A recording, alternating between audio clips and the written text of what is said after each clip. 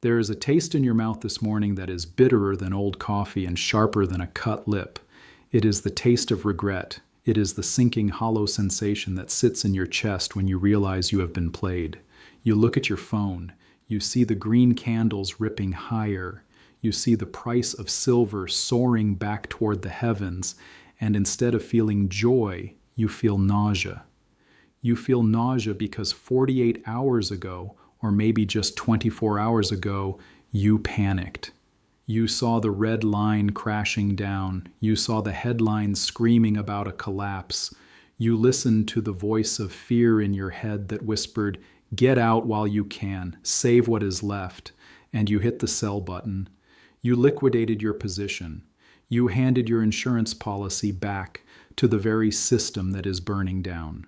And now, as the market slaps the table and reverses violently to the upside, you are left standing on the platform, holding a handful of depreciating fiat currency, watching the last train to freedom leave the station without you. This is not an indictment of your character. It is a description of a biological reaction that has been weaponized by the financial elite for centuries. The market is designed to exact the maximum amount of psychological pain on the maximum number of participants. The events of the last few days, the brutal crash followed by the ferocious snapback rally, were a masterclass in wealth transfer.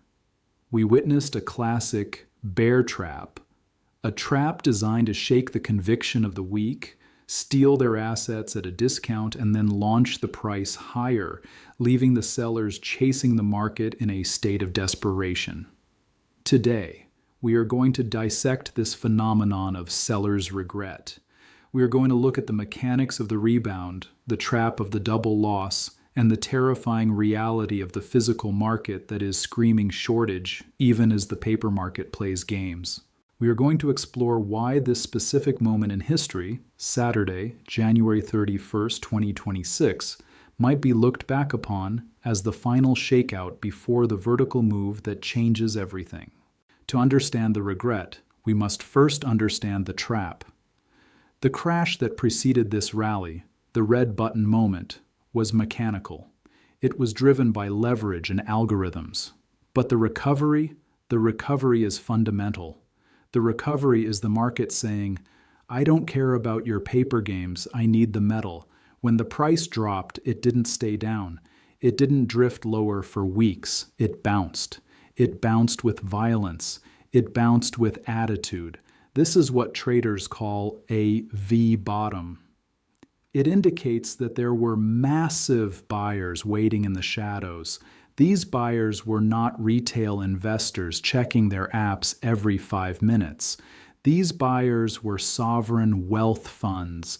They were industrial conglomerates. They were bullion banks covering their short positions. They stood there with buckets catching the falling knives that you dropped, and now they own your silver. The tragedy of the seller in this scenario is the double loss. This is a concept that is critical to understand so that you never fall victim to it again. When you panic sold during the crash, you locked in a loss on the price.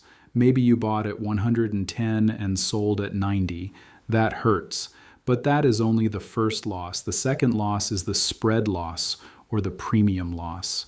Now that the price is soaring again, you might feel the urge to buy back in. You admit you were wrong. You want your position back. But when you go to the dealer, you find a nasty surprise. The price of silver has gone up, yes, but the premiums have gone up even more. The dealer who bought your silver at spot minus $2 is now selling it at spot plus $10. To get the same number of ounces back into your safe, you have to pay significantly more than you received when you sold. You have lost ounces. You have destroyed your own wealth, not just by selling low, but by forcing yourself to buy high in a market where the physical friction is increasing. This is how the middle class is liquidated. They trade in and out of the market, getting eaten alive by the spreads, while the smart money sits still and lets the compounding value of the asset do the work. The lesson here is brutal but simple. In a secular bull market, your position is your life raft. You do not trade your life raft. You do not sell your life raft because the waves get high. You hold on to it with a death grip because the ocean is deep and the water is freezing. We are seeing a phenomenon right now that validates the bullish thesis more than any chart pattern ever could: the premium gap. Historically, when the price of silver rises, premiums tend to fall. This is because higher prices usually bring out more sellers, increasing the supply of scrap metal and secondary market coins. But right now, we are seeing the opposite. As the price soars, the premiums are staying high or even rising. This is highly abnormal. It signals that the supply chain is stressed to the breaking point. It means that the dealers are terrified of running out of inventory. They are keeping their sell prices high to discourage depletion, or because they know they cannot replace the metal at the current spot price. This divergence is even more pronounced when we look at the international markets. While the paper price in New York was crashing, the physical price in Shanghai and London remained elevated. The arbitrage window is broken. You cannot easily move metal from the west to the east to close the price gap. This tells us that the West is suffering from a paper delusion, while the East is operating in physical reality. The East is buying. They are using the paper volatility in the West to drain our vaults. Every time you sell your silver because of a scary headline or a red candle, you are effectively shipping your wealth to China or India at a discount. You are subsidizing their accumulation. We must also look at the industrial narrative because this is the floor that prevents the price from collapsing. While traders were panicking about margin calls, the industrial users were panicking about something much more real: supply security. We are hearing reports of major electronics and solar manufacturers attempting to lock in massive long-term supply agreements directly with refiners and miners. They are trying to bypass the COMEX. They are trying to bypass the bullion banks. They want to guarantee that they will have the silver they need to run their factories in 2027 and 2028. These industrial buyers are inelastic. This is an economic term that means their demand does not drop when the price rises. If you are making a missile guidance system that costs $200,000 and it requires 5 ounces of silver, you do not care if silver is $50 or $500. You pay the price. You have to. The alternative is shutting down the production line, defaulting on government contracts, and going out of business. This inelastic demand is the rocket fuel for the next leg of the rally. It creates a situation where the price can rise indefinitely until it forces dis-hoarding from investors. But investors, having seen the inflation in the debt, are becoming less and less willing to dis-hoard. This creates a supply vice. On one side, you have desperate industry. On the other side, you have stubborn stackers. In the middle, you have a shrinking pile of available metal. The price has to explode to resolve this tension. The crash we saw was just a temporary release of pressure in the paper market. It did nothing to solve the physical tightness. In fact, it made it worse because it discouraged recycling and mining investment. Let's talk about the quant perspective. I spoke recently with a quantitative analyst who models volatility for a living. He told me something that should terrify the bears and embolden the bulls. He said that we need to stop thinking about price targets and start thinking about standard deviations. In a quiet market, prices move within a narrow band, but we are not in a quiet market. We are in a regime of high volatility. In this regime, the statistical probability of extreme price events increases dramatically. He calculated that based on the current volatility, a move to $190 an ounce is not a fantasy. It is not a moon boy prediction. It is a statistically plausible event within the next 6 to 12 months. It is within the realm of the standard deviation bands. When volatility expands, the tails of the distribution curve get fatter. This means that events that used to be considered black swans become regular swans. The crash was a tail event to the downside. The next move could be a tail event to the upside. And because the supply is capped, the upside tail is much longer than the downside tail. Silver can only go to zero, and it won't, but it has no theoretical limit to the upside in fiat currency terms. The seller's regret we are seeing today is also a symptom of the wealth transfer. We often talk about wealth transfer as something abstract, but it is very concrete. It is the movement of assets from the impatient to the patient, from the fearful to the courageous, from the leveraged to the liquid. The people who sold yesterday were, by definition, the weak hands. They were the people who rented the metal but didn't own the conviction. Now that they are gone, the market is lighter. The overhang of potential sellers has been cleared.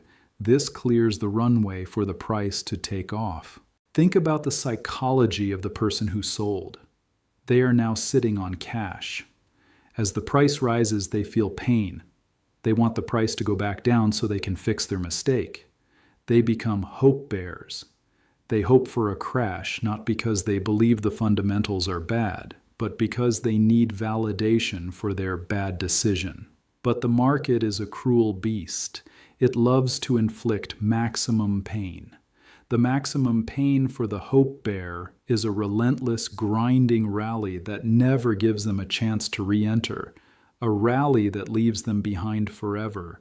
This is why the FOMO, fear of missing out, that comes next will be unlike anything we have seen. When these sellers realize that the dip is not coming, that they missed the bottom, they will panic buy higher.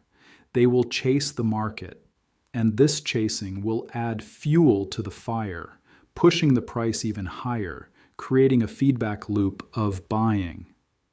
We are likely on the verge of a melt-up. A melt-up is driven not by greed, but by anxiety.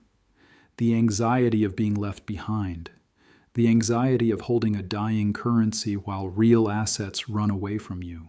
We need to address the liquidity trap in the coin shops again, because this is where the rubber meets the road. I have heard stories of people trying to sell during the crash and being turned away by shops that had no cash. Now those same shops are scrambling to get inventory. If you walk in today to buy, you might find empty shelves. The slap on the table reversal has cleared out the dealer inventory. The wholesalers are backed up. The mints are rumored to be pausing sales. The physical pipeline is clogging up. This means that the spot price is becoming a theoretical concept. It is a number on a screen that you cannot transact at. If the screen says 115, but the cheapest coin you can find is 130, then the price of silver is 130. Period. The market is pricing in the reality of the shortage, regardless of what the COMEX futures contract says. We are witnessing the decoupling in real time. And what about the shorts, the entities that bet against silver? They are currently in a state of absolute terror. They thought the crash was their salvation. They thought they had broken the back of the bull. But the violent rebound has trapped them again. They are now shorting a market that refuses to go down. They are shorting a market where the physical inventory is disappearing. This is the setup for the mother of all short squeezes. When a short seller covers, they have to buy. They become a forced buyer. In a rising market with thin liquidity, forced buying is explosive. It creates air pockets where the price gaps up $5, $10, $20 in minutes. We saw a preview of this on Friday. We will likely see the main event in the coming weeks. The shorts are trapped in a burning building, and the exit door is the size of a keyhole. So what is the lesson for the holder? The lesson is inactivity. In a world that glorifies speed and trading, the winning strategy is to do nothing. It is to sit on your hands. It is to be boring. The hardest thing to do in a volatile market is to hold. Your brain screams at you to do something, to trade, to hedge, to optimize. But usually, these actions just lead to the double loss. The true stacker understands that they are not trading silver. They are holding money. You don't trade your savings account. You don't trade your life insurance. You hold it. You accumulate it. You wait for the world to recognize the value that you saw years ago. The vindication is coming, but it requires the discipline to endure the volatility without flinching. I want to expand on the red button concept. The algorithm that crashed the market is the same algorithm that will drive it to the moon. These machines are agnostic. They just follow momentum. When the momentum flips to the upside, the algorithms will switch from sell to buy. They will chase the price up just as aggressively as they smashed it down. We are about to see the algorithmic bid return, and because the market is so thin, this bid will have an outsized impact. We are also seeing the return of the generalist. For a long time, the silver market was just us, the gold bugs, the stackers, the preppers. We were a niche community, but the volume we are seeing now indicates that generalist investors, hedge funds, family offices, pension funds are starting to dip their toes in. They are looking for non-correlated assets. They are looking for inflation hedges. When these massive pools of capital enter our tiny market, the displacement is massive. It is like a cruise ship entering a bathtub. The water level has to rise. The seller's regret is also a warning about the fragility of the financial system. The reason people sold was fear. Fear that the system would crash and take everything down with it. But silver is the hedge against that crash. Selling silver because you fear a crash is like selling your fire extinguisher because you smell smoke. It is the exact opposite of what you should do. But fear makes us irrational. It makes us short-sighted. We have to train our minds to see volatility as information, not risk. When the price crashes, the market is giving you information. It is telling you that there is leverage in the system. It is telling you that there are weak hands. When the price soars, it is giving you information. It is telling you that the demand is real. It is telling you that the dip was bought. Use this information to strengthen your resolve, not to weaken it. Let's look at the macro future. What is next for silver? We are entering the seasonal sweet spot. The early months of the year are historically strong for precious metals. We have the Chinese New Year demand. We have the Indian wedding season. We have the industrial restocking cycle. All of these seasonal tailwinds are blowing at the back of a market that is already structurally tight. And then there is the Federal Reserve. The crash in the markets, not just silver, but stocks and crypto, has spooked the central bankers. They know the system is fragile. They know they cannot allow a deflationary bust. So, the pivot is closer than ever. The expectation of lower interest rates and more money printing is being priced in. And what is the biggest beneficiary of loose money? Hard assets. So, we have a convergence of bullish factors, technical, the V-bottom rebound and the clearing of weak hands, fundamental, structural deficit and inelastic industrial demand, seasonal, historical buying patterns, monetary, the inevitable return to printing. Against this wall of bullish evidence, the only argument the bears have is the price went down for 2 days. That is it. That is their entire thesis. It is a weak thesis. It is a thesis based on price action, not value. And as we know, price is what you pay, value is what you get. The value of silver is higher today than it was a week ago because the debt is higher and the supply is lower. The price is just catching up to the value. For those who are feeling the regret today, there is a path to redemption. But it requires humility. You have to admit you were wrong. You have to swallow your pride. And you have to get back in. Yes, you will pay a higher price. Yes, you will lose some ounces. But having some silver is infinitely better than having no silver. Do not let pride keep you on the sidelines. Do not let the double loss turn into a total loss where you miss the entire bull market because you were too stubborn to buy back higher. The market does not care about your entry price. It does not care about your feelings. It is a machine that moves forward. You can be on the train or you can be on the tracks. Those are the only two options. I want you to think about the phrase slapped the table. It implies a moment of decision, a moment of anger. The market was pushed down and it got angry. It slapped the table and said, enough. That energy, that kinetic, angry, bullish energy, is what will drive the next move. It is the energy of a coiled spring releasing. It is the energy of a beach ball being held underwater and then let go. The flash crash was the hand pushing the ball down. The rebound is the ball shooting up out of the water. We are currently airborne. We are defying gravity because the forces holding us down have been removed. So look at your stack today. If you held it through the crash, give yourself credit. You passed the test. You have diamond hands. You earned the right to participate in the upside. If you sold, learn the lesson. Etch it into your brain. I will not let volatility shake me out of a secular trend. I will not trade my insurance policy. The road to three-digit silver, and I mean sustained, stable three-digit silver, is paved with these shakeouts.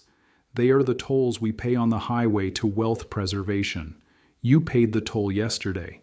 Now keep driving. The regret you feel today is a signal. It is your intuition telling you that you value the metal more than the paper. Listen to that intuition. Act on it. Secure your position. The flood of seller's regret is washing over the market, but it will recede. And when it does, what will be left standing? The silver, the gold, the hard assets, the things that cannot be printed, the things that are real. We are moving into a world where real is the most valuable attribute an asset can have. Fake money, fake news, fake markets, they are all crumbling. Real metal is the anchor. Don't cut your anchor line in the middle of a storm.